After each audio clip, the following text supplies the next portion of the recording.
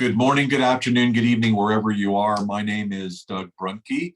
I'm the founder and CEO of Global Chamber, and on behalf of Aparna Ranadive and Shankar Damodaran, our Global Chamber Executive Directors for Mumbai and Ahmedabad, respectively, they've asked me to facilitate this conversation. We're going to kick off today's chat with them, kicking things off, and then we've got a variety of people who will be following our keynote speaker, Falguni, who will be talking about immigration issues and also trade issues and a variety of other things that she'd like to share with you, because today's conversation is about business and trade and opportunities in India and with India. As many of you know, all of you know, that India is amazing.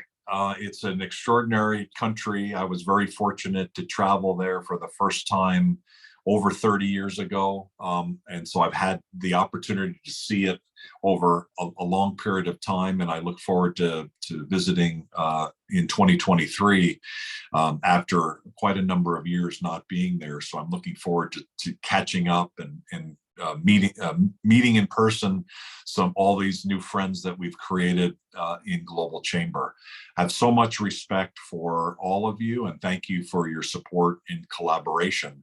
One data point that I'd like to leave you with, and then I'll introduce Aparna, our Global Chamber Executive Director for Mumbai, to give her a few minutes perspective, is one of the key data points I've seen lately is on foreign direct investment. And I was very not surprised, but I think happy to see that when foreign direct investment was plotted over the last 3 years, and this was one of our members in London, actually, Investment Monitor, and maybe you saw it on LinkedIn. They plotted foreign direct investment for China and Vietnam and India and some other countries primarily in Asia. And I thought it was really interesting that basically everything was kind of the same over the 3-year period, except China had decreased significantly and India had increased significantly. So I don't know if it's a one-for-one transfer, but certainly we all know over the last several years that during the COVID years that there's been a rethinking about manufacturing and trade with China. And until that data point, I thought, well, there was a fairly much stronger outpouring of investment to Malaysia and Vietnam and Singapore and some other countries, and that India maybe not getting as much as it could or should. And that data was, the data showed that it's the case that India is getting quite a bit. So that was very encouraging. So we're looking forward to hearing today what's going on, what you think the opportunities are, what we should be thinking about here at the end of 2022. And then as we come into 2023, where do you see some of the hot areas that we should be thinking about and having our businesses approach? As far as India, our goal for Global Chamber is to have chapters in every major city. So far, Mumbai and Ahmedabad, and we have 3 new chapters in Delhi and Bangalore and Pune. Although Pune, sorry, Andre, that I've still not been able to kind of work back and forth on the specific agreements, but I know you and I trust you, and we're going to make that happen. You've been through so much over this last year, and look forward to working with you going forward.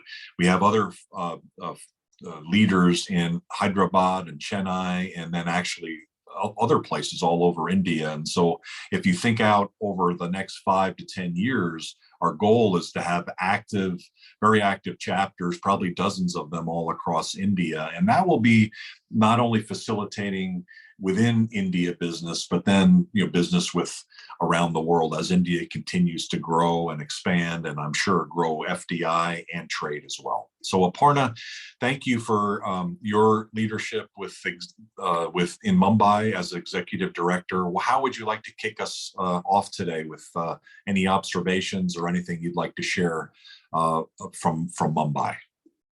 Okay. So good evening, good afternoon, good morning to everybody. I know most people are in the early hours of the morning across the place. Uh, I think India is in a brilliant place, like you just mentioned, Doug. We've seen unprecedented kind of forecasting, which even the World Bank has done.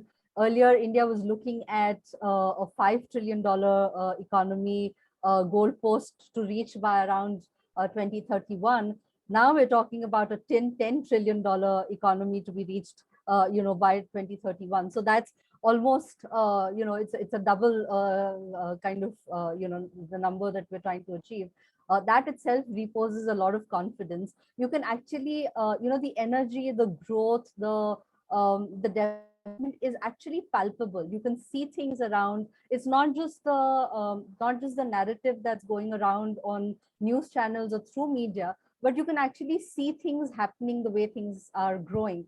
And I think the environment is becoming pretty conducive to one is accepting international players coming into the market, becoming more aware about how collaboration can really grow businesses that were not open to collaboration earlier, but now it's become even more so. India's truly become a part of the global economy in so many words. We are no longer a developing nation. We're much there, very much there as a developed nation, and standing tall there. The leadership at the G20 summit now that has been recently announced adds the cherry on the cake, literally, from a global standpoint, and holding our being able to hold our stead on the global market. So a quick rundown on some of the sectors that, like you rightly said, India has refocused on the entire manufacturing setup here, and there is a lot of importance given to manufacturing on the home front. So kind of indigenous manufacturing, as if I may want to call it so. And we call it Atmanirbhar. Atmanirbhar, in the real sense of the word, means self-sufficient. So we're actually moving towards making our people, our manufacturing setup self-sufficient in terms of being able to manufacture anything at all. So from a pin to a submarine to a naval ship, we just recently manufactured the warship, very much homemade. So that's been, there have been so many things that we are really very proud about, and that actually talks about our capabilities. Some of the sectors that are calling in FDI, in high numbers are, one is very clearly the construction and the real estate sector, where you can actually see a lot of work happening around, on the infrastructure development. There are seaways also being made. There are waterways being made. So earlier, which was not the case, earlier we were dependent on the roads. We were dependent on, of course, air transport is always there. Seaplane kind of projects are coming about. We're talking about connecting not very distant kind of ports, but immediate ports also through the seaways. So there is a lot of development happening on the real estate and the infrastructure part of the world, part of the business rather, sorry. Then computer software and hardware. So I think the shortage of semiconductors that the world faced, because of various reasons, that has sort of picked up in India. So we've started manufacturing on that front as well. So the semiconductor shortage will be soon catered to by us, and we will be, as and when I say us, I mean India, we will be providing a lot of whether it is manufacturing capabilities, or whether it is technology transfer, or whether it is just collaborative kind of efforts towards the semiconductor kind of industry. Then I was talking about the computer software and hardware. So there is a lot of work being done there. There is an inflow of FDI on that front. The third sector that's coming about is the energy sector. So a lot of emphasis is being given on the renewable sector as it is. So, a lot of FDI is looked at from there. And then, of course, and the list continues, but one of the highest contributors of FDI in this last 1 year has been Singapore, surprisingly. Singapore has contributed roughly around 29% of the overall FDI into India.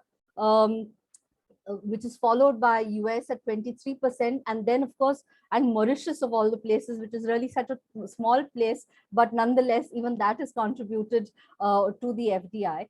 So that is, that's heartening. And then I'll end on this note. I know Shankar will have a lot more to add.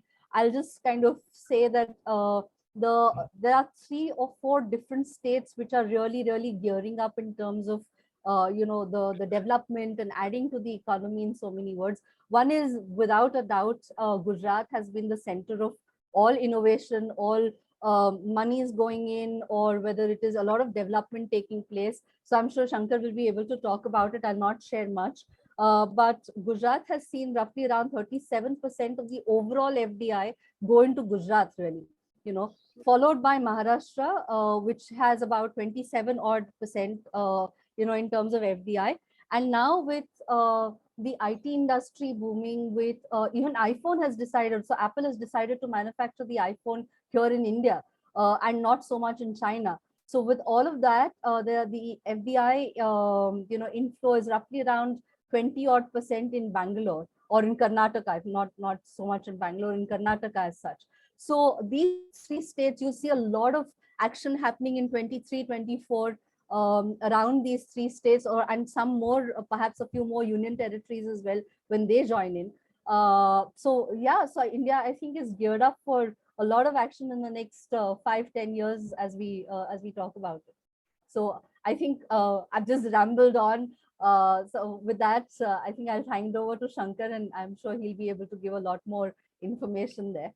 So I hope, Doug, I have given as much information that you would have wanted. If there is anything else, I'll be happy to answer. Definitely not rambling, and welcome Vinay to the conversation. Anybody have a sense of the number 1 country for FDI into India? Anyone want to take a guess? Must be US. The US is number 2 or 3. So US is number 2. US is number 2. Number 2. Is it China? It's Singapore. So, and yeah, number 1 is Singapore. So, I mean, probably some of that's Chinese money, or probably a good amount is. So, if anybody's, you've all been to Singapore probably, or most of you, and you know the connectivity between India and Singapore. Shankar, what would you like to share today about what you're seeing in the market and what we should be thinking about? Definitely Gujarat. Yeah. I have watched Gujarat grow, and just wanted to add a bit. I mean, Aparna has done a great job explaining how the FDI works in India. Just to go forward and say that Gujarat has great policies when it comes to invest. It's very investor friendly. There are great facilitation places which are like one window policy, and it is also Prime Minister's state. So there is a fervor in the market. Gujarat brought in a program called the Vibrant Gujarat, which has been on since more than a decade. And that brings, it's like a magnum opus. Every country of the world is there and trying to build it. But it has been not that easy because there are many policy decisions that needed to be taken. And now it is growing super fast. We have brought all kinds of new technologies. You can see metro in every place moving around. And we have got what is called the gift city. The gift is basically a financial SEZ, a special economic zone, an offshore haven for investors around the world. And now they have unlocked it, which is called the International Finance Service Center, allowing international banks to come and set up businesses, and bringing all kinds of funds to facilitate investments from around the world. So it is very strategically positioned in Gujarat, the gift city. And you will see the World Trade Center, and you will see new skyscrapers coming there as a real infrastructure experience over there. Along with that, it is the fintech city. So financial technologies are very much promoted. And now when you go and look at it, it's like a hub and spoke. It is connected with innovation centers. It is connected with the government. It is connected with Reserve Bank of India. And so what happens is, it's almost like bringing Dubai and Hong Kong and Singapore financial sector intelligence into India. So that's one big thing that's happening. Besides that, it is also the automobile manufacturing hub. So we'll see almost so many brands being manufactured here. Then we have this food processing, which is happening in a big way. So there's great collaboration with, centers around the world, great exports taking place. Besides that, what Gujarat has done is great connectivity in terms of infrastructure development. So you can go from one city to another city, and when I meet my friends who come from abroad, they say it's fantastic, the roads are good. So the bottom line is, to make Gujarat global, the basic infrastructure has been set in place. Now I know with 5G, it is going places because Reliance, one of the biggest companies in India, is also from Gujarat. And if you go by how trade and investments are being bilaterally done, it is a vantage point because there are 40 ports in India, small and big. But you definitely have heard of Adani, which is now supposed to be the second or the third biggest company, the richest man in the world, and all of that. But it's all to do with infrastructure development. Education is going very well because innovation is being, encouraged. And there is tons and tons of investments and private sector trying to support new innovators, government policies and money there. So if you go by all this, Gujarat is pretty well poised. And I'm not saying that everything is great. The process is on. Talent is being much more on an amplified version, and international universities are collaborating here. So when you go by what the intelligence behind is, policies are good. And there is great support from the government, and infrastructure is developing, and they're encouraging education. It's the tri-sector that makes Gujarat a great place. Besides that, if I go on a different slant, the culture is very interesting. People are welcome, and there's great celebration all year round. In fact, in January, there is something called the Kite Festival, and people from around the world come there. And then there is a great festival, which I didn't know before, but every year there is this dance festival. And it is also a tourism hub. Tourism is a thrust area over here. And there are multiple places you can check: the temples, the religion, the festivity, the splendor, all that is placed. I think there is something like a buzz in the air where I was reading a book. It's called The New Alchemist by a man called Charles Handy. And he's researched about places that thrive. And he's concluded art and festivity is a prelude for success to happen in the small and medium-sized enterprises. So this is my conclusion, and open for questions and how we can go forward. And anybody interested, please reach out to me. I'm pretty much plugged in and excited about all that is happening, along with Aparna is there, and she's enthusiastic, very knowledgeable. And as a woman entrepreneur, she does very well bringing that angle. So we cooperate, and I'm looking forward to meeting the other chapter leaders and see how we can cooperate and build it all together. And Doug's vision and his way has influenced my life to be encouraging enough to see that, it's not a competitive world anymore. It's a cooperative world. And we like to collaborate and bring all together and see how we can co-create a great planet. So thank you very much. Thanks all. Fantastic. Thank you, Shankar. And I think both you and Aparna have done a really good job of setting the stage in a variety of ways. I didn't hear anything about agriculture and food and beverage, or maybe consumer goods. I think that's also probably a really key area, or I just missed it. But you talked about technology and fintech, and you talked about the automotive industry. I did not know it was primarily in Gujarat state. Yeah. So that's Yeah. interesting to know. Education, infrastructure, healthcare. I'm not sure we talked about there through that, but that's certainly a hot area, right? And Manoj, Yes, yeah. our good friend, is very involved on that side of it on many aspects. And we have other members actually even in India that are very heavily involved with healthcare. So, and we could probably go through even a more series of industrial, including semiconductor industries that are growing. One of the things that certainly a dynamic that's happening is the population growth of India, similar to Africa, where these two groups are growing, much more than the rest of the world. As maybe all of you know, the 8 billionth person is living in the United States, in the world, 8 billion people. The population is actually continuing to grow in the world for the next 60 years. The perspective, I think, by many, particularly in Europe or Japan, would be, wow, it's shrinking. Well, and it is shrinking in Europe, and it is shrinking in Japan, and it is shrinking in China, but it's definitely, the population is not shrinking in India or Africa. And so the population of the world will continue to grow for at least another 60 years. And so there's a lot of opportunity that comes out of that as well. So thank you for both sharing that. What we'll do now is, just as a time check, we'll go to Falguni. She's in Mumbai.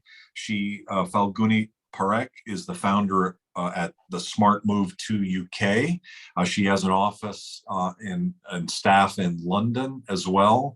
And she is a qualified solicitor from the UK originally, with a focus on UK immigration and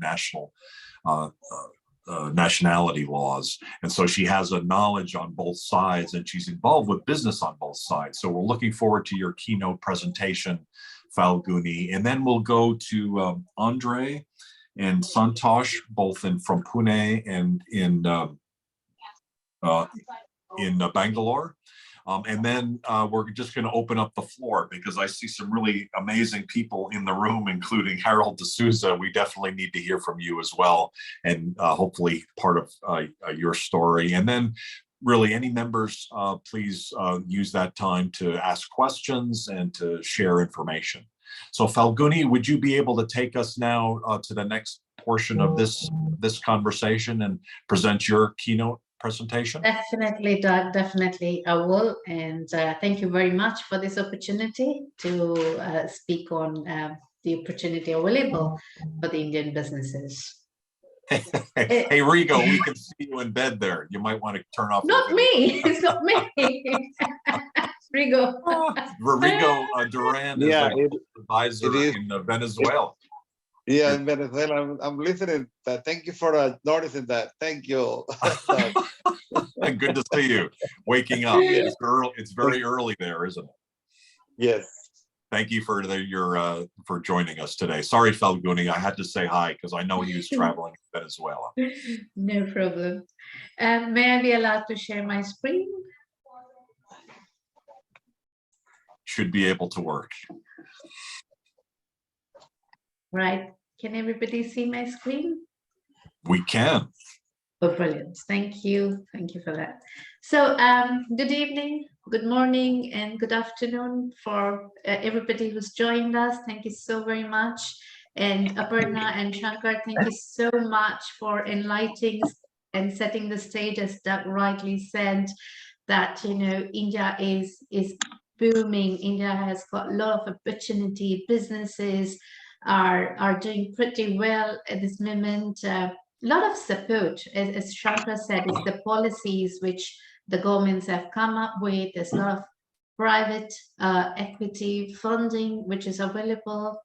FDI, as Aparna said, a lot of FDI coming in, and this is supporting the Indian businesses to grow quite rapidly there. So with that as a background that we all know now, that Aparna and Shankar has already shared on where we are in terms of the businesses in India, I would want to take an opportunity on how do we leverage this? How do you take the most of it? How do you kind of, you know, you've got a best time coming in. How do you make this all the more better for your businesses there. And most of you would agree with me that, our ancestors also moved places, and that's how we have the life that we have.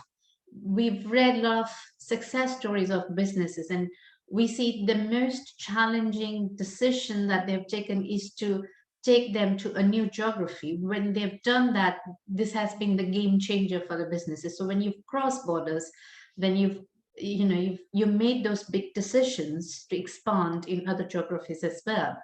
That's where it has added to the growth of the company and the returns, the ROIs of the companies, and that's where they have kind of reached to that position in businesses. So with that, I'm taking you to this part of a thought process where you can, if you're a business owner and you're looking out for, you've got a great business idea, perhaps established in your home country, you're doing quite well, you have established brands, or also if you have a startup idea or an innovative ideas, the time and age that we are into, it's that era where you go all out. You're not confined to just servicing it within the geographical boundaries of your own country, but you go all out. And when you go all out, given that your manufacturing remains in India, given that your service back office is remaining in India, this is a huge opportunity for you, where you can just have your marketing department, if you're in one of those services, and you have your marketing department in countries outside India. And in my today's presentation, I'm speaking more particularly about UK. And during the course of my presentation, I will walk down on why UK particularly, and how businesses currently are benefiting. Again, what Shankar has emphasized is the policies that are allowing the businesses to flourish in the UK, and why then, therefore, this is a right time for you to make those decisions to move your businesses, set yourself up, and make your brand and your product and services available in the UK. So to begin with, what are the top reasons? Because I've been advising for the last 15 years and more on UK immigration and nationality laws. And I'm a qualified solicitor from the UK, specializing in UK immigration nationality laws. And I closely have been working with India and UK particularly, though I have represented clients in 26 countries, but my core work has been between India and UK. I have 3 offices in India and 2 in the UK.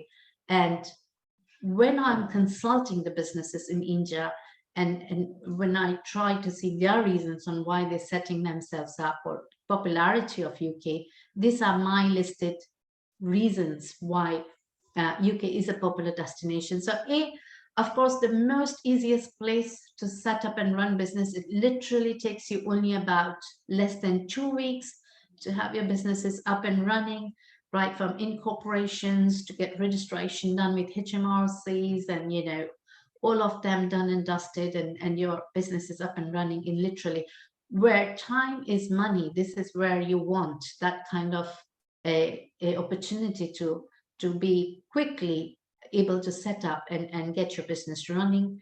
Of course, if you've been following up with UK, you would realize that it's a world leader in innovations, got 20,000 tech startups in 2020. Despite of COVID, 67% of SME employers generated profits and surplus. It has a very competitive tax environment.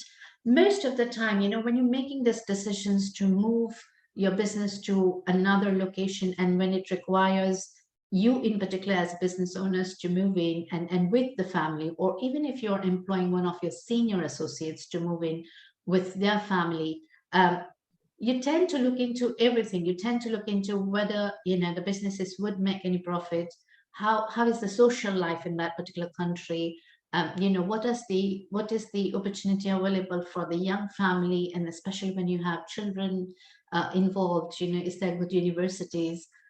And sometimes when you make those decisions, you might not get all the permutation combination right. So you might get good opportunity as a business, but then there's no social life, or there could be good opportunity, bit of a social life, but you struggle to find a good university for your children to study, and therefore, you know, the families have to go apart. But UK being one of that such destination which meets all these requirements, it tick box all this that you tend to look out for when you're moving businesses. Also the ease of living, the cultural melting pot that it is, it's a right place for you to be in there. In terms of passport, it's got the 7th strongest passport, free healthcare system, and of course there's a social safety net. So for businesses who want to experiment, they know that there is a lot of facilities available should things go wrong, you know, they wouldn't fall. There is the state council welfare benefits, there's child benefits, housing benefits, all available, and that gives you that safety net and that liberty to experiment and try to take on those challenges there in the businesses. If you look into the immigrant success in the UK, 14% of the residents are foreign born, and 1.5 million people of Indian heritage live, work, and run businesses in the UK. That's a huge number, and they contribute exponentially to the British economy. And out of 49% of the fastest growing startups, at least one foreign-born co-founder has been found in the statistics, where you see Deliveroo, app-based delivery, which is by Wilsho in US. You have Improbable video games by Herman Nerula in India. iVooca, small business, again co-founded by a German national. So right from AI to cybersecurities to fintech to hospitality to food and drink, they are founded and co-founded by foreign nationals in the UK. There are 7 unicorns in UK's 100 fastest growing companies. 5 have at least one foreign co-founder. And immigrant co-founded unicorn startups include Monozo, Deliveroo. There's 9 of the UK's 14 privately held startups are unicorn, and at least again one of them are immigrant from outside who have co-founded it, like Transwise, etc. So given the statistics, India has a huge opportunity. I mean, there's a lot of businesses who are being successful once they have ventured in the UK, and some of the success stories I've put up in my presentation. You have Mumbai-born brothers David and Simon, who are second richest in the UK with an estimated net worth of 21 billion and are major players in UK property, internet and investment market. You have industry and finance tycoon Hinduja brothers, who stood third with estimated earnings of 17 billion pound. Of course, the steel king Lakshmi Mittal is on the list, and the list continues. The list continues. If you have to see different industries, you will find a lot of people from different industries who've entered UK and have topped the list once they were there. And this is not only business. We all know that, you know, as far as the success stories are concerned, if it's politicians, if we look into politics, the politician of Indian origin have growing profile in UK politics. We all know Rishi Sunak, and the COP26 presidents of that 15 Indian origin members are House of Commons and 25 peers are House of Lords. Even the Queen of England have acknowledged the contribution of the Indian doctors and nurses to the medical systems in the UK, where over 32,000 NHS staffs are non-UK nationals, and particularly more from India. India have made significant contribution in the UK's legal systems, and it has now a very important position that it occupies in print media, in also other areas. You see a lot of celebrities making their mark in the UK. So it's gone really beyond business, where they are making their mark, and that being in the background, these are the popular businesses that you see in the UK. So you have Indian restaurants, online food deliveries, you have Indian dress boutiques. As a firm, we've seen a lot of hospitality companies touch basing with us to enter the UK, and some of them have been very, very established. Some of them have been like they've been chefs and they've been working and they have prospects and they think that it's a huge opportunity for them. Indian dress boutique, there's so many established designers that we've assisted, and there's still a market for huge Indian designers in the UK with the Indian ethnic wear. Of course, Prince William's wife, Kate, has also appreciated Anita Dongre's designs and is highly popular up over there as well in terms of the work that the Indian designers do. They've got a standard which has been achieved, which is something that they were looking out for. Accounting services, financial consultancy, again, a huge opportunity. I have a lot of clients who kind of have a back offices in India for accounting services because they have some kind of an exemption, and that allows them to do some financial consultancy work in the UK. So then they have just a branch set up to take on the client's instructions, but the processing happening here has been a huge game changer for such consulting firms. Salons, virtual assistants, waste removal, car wash, e-commerce, app development. These are only few, but as a firm, we've kind of have helped a lot of companies, and which we'll see in our coming up slide. Of course, the fintech is something that still tops the chart. A huge opportunity for innovation. If you are an innovative business, then there's an opportunity, and really that doesn't stop, because nowadays there's a lot of support from the financial institution in India. If you aspire to growth, I mean, I see a lot of financial institution kind of reaching out to the businesses to saying if they do require more funds to kind of expand or grow, they're there to support them. We see a lot of private investors coming up. You see equity funding happening. You see so much of an ease to get funds. If you have really a brilliant idea and you're determined to go all out, then there's a lot of support available, and there's really nothing that can stop you from growing globally or growing to different geographies up over there. So these are a few of the popular businesses in UK, and no longer, you know, there's this myth to say if there's a business, it has to be in London. But of course, London, we all know, is a bit expensive. Yes, there are opportunities and there's advantage of being in London, but there are these other upcoming places like Oxford, Leeds, Manchester, Edinburgh, Cardiff, where you can control cost, where, you know, your presence is in the UK, but, you know, it's cost effective, and perhaps, you know, certain industries do have a scope to have a business opportunity to be based in these places here for them to grow. So these are the best places to be to start your business in the UK. And therefore, the next question is, how do I do it? What are the popular routes? What are the ways in which we can do it? This slide discusses more about the non-business routes that we can think about, in which people are entering the UK. So they can enter in as a student, which is the most popular route. You can be pursuing your studies for undergraduate or postgraduate or PhD. And then there's a post-study work visa that allows you to live and work in the UK.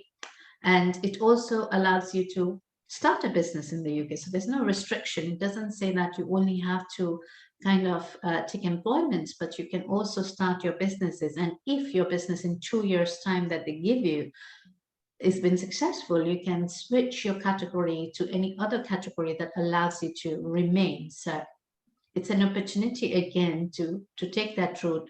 In here, you kind of you can kind of upgrade your qualifications, and you could also test waters in terms of knowing that the UK market and your particular business in that market there. So that could be an opportunity.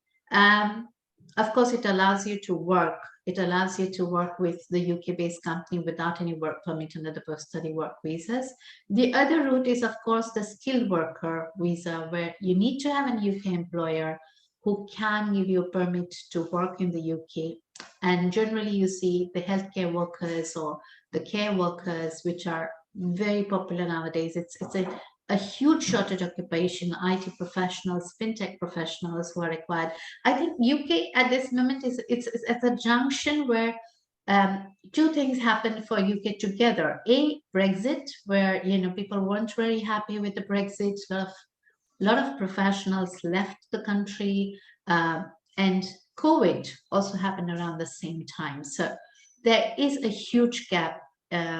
Literally in my last 15 years of practice, I've been monitoring the shortage occupation list, and there has been only a handful of occupation at any given point of time for calling in the professionals to bridge the gap. But the first time during this 15, 16 years that I've been practicing, the first time I see literally all kind of an occupation are being listed up over here.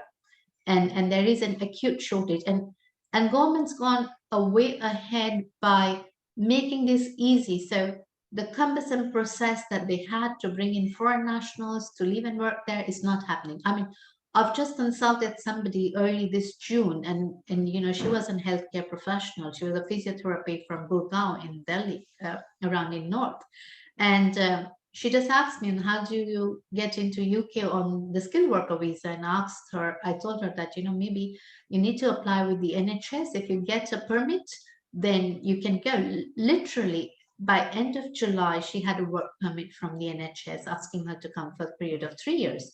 I mean, it couldn't have been this quick in past, but given the amount of shortage that they have, it's been really, really fast now to take in professionals to bridge those gaps as soon as possible. That's really good news. Absolutely, isn't it, Doug? Yes. And especially the care workers as well. There's a huge shortage there, and huge opportunity for Indians to work as a care worker in the UK, and definitely IT professionals. There's also a category which is Falguni. We're going to have to keep moving because we've only got 15 minutes and we have about 15 people to talk to, so it's going to be a little tricky. And we've run out of time for Q&A probably, but would you be able to wrap up things so that certainly people, maybe summarize some key points, and then also make sure that people can get a hold of you, because you're such a valuable resource in India, in the UK, and around the world. Thank you so much. I will do that, no problem. So we have global talent visas. Again, if you've got talent in art, science, technology, you have high potential visas. If you are from the top global universities, passed out from there, again, an opportunity. And a youth mobility scheme, which has recently been announced, which is going to be out. So from the business perspective, because there's a lot of business people joined us today. So again, innovation, we spoke about a lot of innovation. Doug spoke about, there are people who are into hardcore innovation. So if you have an innovative idea, which is viable and scalable, they have, and if it's been endorsed, then you only need a minimum investment of £50,000. So it's literally 50 lakh rupees. Within this as well, there's a lot of companies in the UK willing to fund you, a lot of private funding that can happen from India as well to make this 50,000. So it's not a huge deal. You could also be a startup if you're a new entrepreneur and would want to experiment in the UK. Expansion worker is a best opportunity for established businesses who wish to set up a subsidiary or a branch office in the UK. You can take as much as maximum 5 employees at one time, and you can have a setup in the UK under the expansion worker visas. Hey, Cesar. Hey, Cesar, could you make me an admin so I can help with the muting? So sorry, go ahead. And you do need to wrap up because we're running out of time. So this is us, this is about us, on who we are. And this is the kind of companies that we spoke about. We literally dealt in with all kinds of businesses and help them to go there. We can help you right from finding the right category for you to completing the applications And this is our presence in India, where you can get in touch with us. So thank you very much for your time, everybody. And I hope this information helps you to make your decisions to move to UK. But should you wish to connect to me to know if you want to, then feel free. That's my details up over here to get in touch with me. Thank you very much. Have a great evening. So in terms of getting in touch with you, how do they do that? Where is, oh, there You it see is. that now, yeah? Okay, so investor at SMI dot legal. .legal, yes. Okay, is that a new address? That doesn't look familiar. Yeah, SMI company address, or you could do it Falguni at smi.legal. I can share my email address as well. Okay, and of course, Falguni is on LinkedIn, and so you've got access through many different ways. You're extraordinary and just a great expert. When did you arrive in Mumbai from the UK? You're an immigrant yourself, aren't you? Yes. So I used to live and work in UK, and while we were there in 2006 and 7 is when, I used to be to and fro, but in 2009 is when we kind of have our company registered in India. And since then, we've been doing a lot of advisory work for the Indian companies here, and work with a lot of SMEs as well as high net worth clients who would want to set themselves up in the UK. Okay, very good. Well, thank you for sharing today. The timing of this meeting kind of got out of hand for us, so I apologize for my bad moderation. Okay. And the coordination. So we're not going to have time to go through all the different chapters, but I do want to at least get some key people introduced here, and we'll also not have too much time. But here's the good news. One of the things that we've decided is we are going to have regular meetups across India, and so we'll be deciding how frequently. I'd love it to be every month. So we've got this, this spotlight happening, so that there's so much going on. There's so many people that it can add to your networks and to your growth. And I know a couple people have already dropped off because they had to go to other meetings that we'd like to include. So just a quick, by the way, quick tidbit on FDI.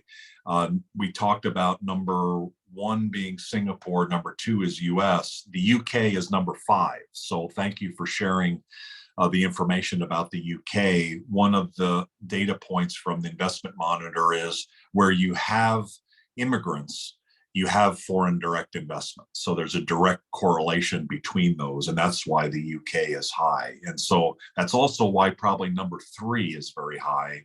Mauritius is number 3. This is into India. Netherlands is number 4, and Japan is number 6. That may be less immigrant related, more industrial related. Let's now go to let's see if he's still in the call. Oh yeah, he is. And so is Santosh. So Andrew, would you be able to at least introduce yourself? We only have about 8 minutes left, and there's probably about 5 people I'd like to introduce. So maybe just like a minute, tell us who you are and anything you'd like to share in a short amount of time. And then we'll definitely need to circle back and get more from you in the follow-ups. Are you available to chat? Sure, yes. Greetings, Duke. As you know, I'm Andrew on Facebook, and I have finished my synchronization with Facebook. This is the easy answer why the name has changed. So I'm presently Pune-based, but right now I'm speaking with you from, as per my memory, number 4 of FDI recipients from United Arab Emirates. So the team is presently in Pune. I represent HSC Capital Group, which is non-integrated international consortium. Unfortunately, we have no our US, UK, and EU teams due to time factor. So, but people from Pune back office and Almaty, they're here, and we would like to launch Pune chapter with the focus on a separate set of topics, which are basically ESG-related projects, manufacturing, and green mobility solar. So we are resolving the issue of expansion funding, which is a big thing in India.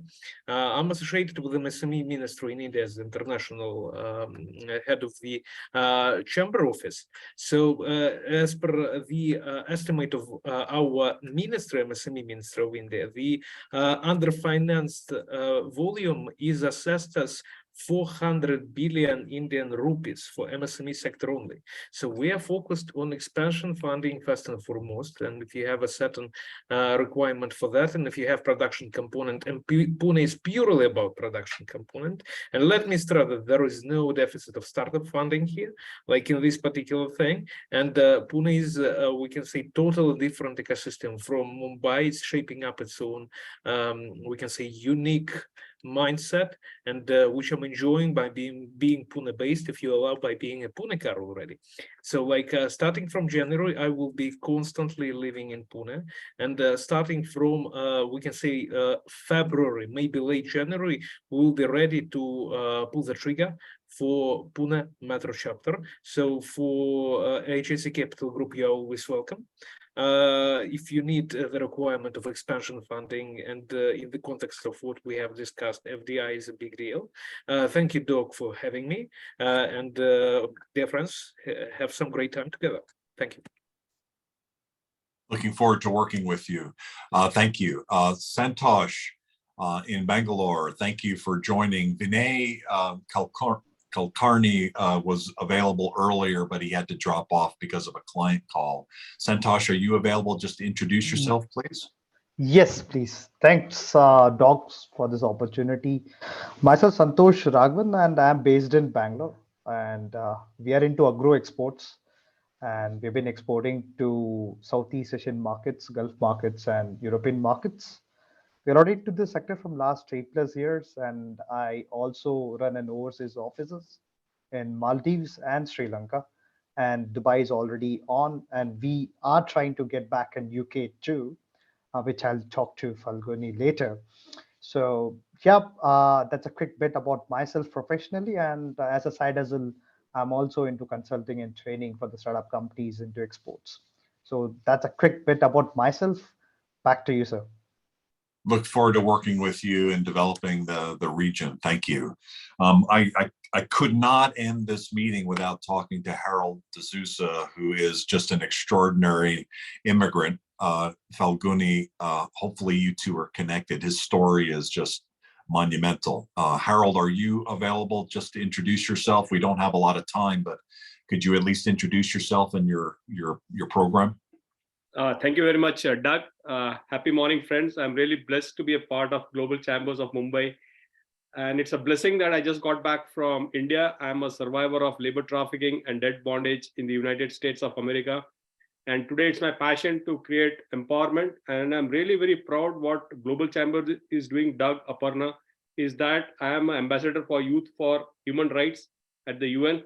And one of the root causes of eliminating human trafficking is self-sustainability. And that is what you all are doing. So like, I'm very happy that, Doug, you all are focused on the roots and not on the fruits, because if the roots are strong, the fruits will be good. So thank you very much, and be connected with me on LinkedIn or on Facebook. I create awareness on human trafficking. If anybody is a victim of labor trafficking or sex trafficking or LGBTQ harassment in the United States of America, please contact me or call 1-888-373-7888. Thank you very much. And definitely check in, as he mentioned, into his LinkedIn profile and learn more. We have just an extraordinary story. Congratulations on what is a basic principle of I'll say of humans, but it's very valuable when you're doing trade. And what I'd like to do is just make my one comment, and then I'll turn it back over to you, Aparna and Shankar, for any final comments, and then we'll wrap up the room. And what inspires me about Harold is something that I think is really important in trade is you've got to be flexible and resilient, and you've got to take the good with the bad. And no matter what happens, you can consider it to be a gift. And what happened to Harold was horrific and horrendous. And somehow he was, enlightened enough to be able to turn that into a gift for both himself and for many others. And I think it's just so inspirational that what you've been able to do, what we try to do every day is so much less than what you've been able to do, but it is in the same area where when you're doing trade, it doesn't always work out.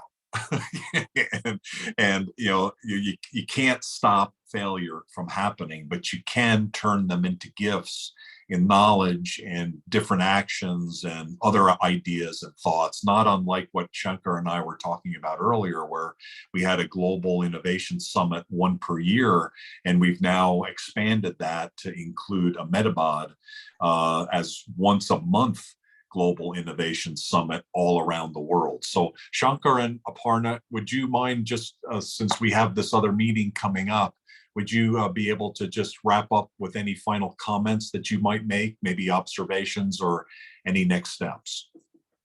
Aparna, would you like to go first? Yeah, I think first and foremost, it was a wonderful interaction that we've had with everybody here. It's so nice to hear about Falguni as well, about the various opportunities that UK has for people in India. So as a parting note, the only thing that I can say is that the time is right now, and for all of you who you are connected with, if there are people who are wanting to trade in India or come to India, I think this is the opportune time when the world is looking towards us. And there's always help available. I think the one thing that apart from the industry, apart from trade, and like Shankar touched on the culture part of it, I think Indians by nature are very warm-hearted people, so they will welcome everybody with open arms and open minds. So I think that is a common message that everybody needs to send it out to people who you are connected with and who are wanting to come into India. So I think on that note, I'll hand over to Shankar. Shankar, what comments do you have, please? Shankar, are you there? Yes, I'm here. Thanks, learned a lot today, and I want to see how we can cooperate even more between UK and India with all the differences taking place, and the political side of it is very conducive, which is very good. Secondly, I wanted to mention India is one of the biggest consumer market. So anybody deciding to enter India, you have to know there is a ready market. Second, the youth is a ratio of youth is very high, one of the youngest countries in the world. The skill angle is very important to understand. Skill development, upskilling, and all of that. When we talk about innovation, we are also looking at how, with all the new technologies coming, there's a gap. And companies that are into skill development, soft skills and hard skills, India is a hub for that, and great opportunities opening in almost every sector. With that, I'll end for now, and thank you very much. Thank you, appreciate it. We do have this other meeting, but I did see Lokesh come into the call, and I apologize, Lokesh. Our new Global Chamber Delhi person, I haven't been able to connect you with, but thank you for joining today. Do you have 30 seconds that you could just introduce yourself to the audience, please? Because you're so connected all over India. Probably most people here know Lokesh. Sorry to join again. I know it's already an hour, 1 minute over the hour. So quickly, I am the person who deals with supply chain issues and an export import consultant. Exciting to be on a cruise with 200 plus Amazon sellers in February in the USA, from Miami to Miami, and talking about everything which you can buy from India or sell into India on the Amazon. So that's the exciting thing happening. Maybe next time I'll be able to participate. Thank you so much, Doug. No, sorry to miss you earlier, and I'll get you connected to our chapter in Delhi as well. In final conclusion, I would say, sorry we didn't get to everybody, and we'll organize this a little bit better the next time. So I take responsibility for that. What's really great, though, is that we've started these. And so I commend Cesar Trabanco of Global Chamber, who really was the initiative behind this, to say, look, we need to do this. And I'm very happy, Cesar, that you've done that. And Aparna and Shankar, thank you for your leadership, really key leaders along with Jagat Shah to help create a global chamber in India. And now that we have 3 more chapters opening and another 4 after that, you know, we're starting to get close to 10 chapters, and then I would imagine several dozen ultimately. So in the meantime, what I would say is we haven't set it up yet, but we should have another virtual meetup in January so that we can cover some of the things that we didn't cover this time, and also that we just kind of get into the pattern of doing these, and as we continue to add these chapters. Thank you everybody for taking the time today. India is amazing, you know, in terms of its capacity, in terms of its ability, and in terms of its potential. And it's a place that every company needs to be doing business. And I look forward to my visit later in 2023. Thanks everybody for taking the time. Please watch LinkedIn. I'll put a post up there. I'll mention some of you, certainly the members that I'm aware of. You know, please feel free to make your comments and connect up with each other along the way. And whether you're a member or non-member, reach out to any of us for help and support, because that's why we're here, is to help trade grow. Because if we are growing trade, that means we're growing the properties and the human capability to do things like talk to each other and listen to each other and get along with each other and negotiate and mediate. And a world like that is a better world. So thank you, everybody. Have a great rest of your day or evening from India. Take care. Thank you. Thank Bye. you. Thank you, Doug.